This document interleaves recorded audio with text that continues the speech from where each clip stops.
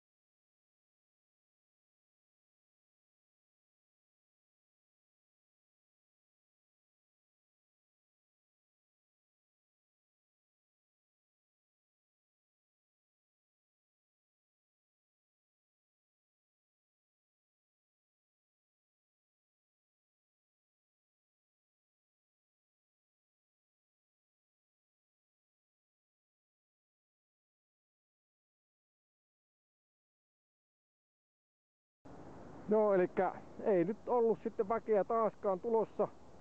Mä laskin, että semmonen 14 ilmoittautunutta tulee, josta karsitaan 12. Että ihan kaikki ei sovi taaskaan tälle kurssille, mutta ei nyt ollut sitten oikein sitä väkeä jostain syystä tulossa, mutta ehkä seuraavalla kerralla. Joo, keli on tämmönen 13, -12, mitähän tässä nyt olisi tätä.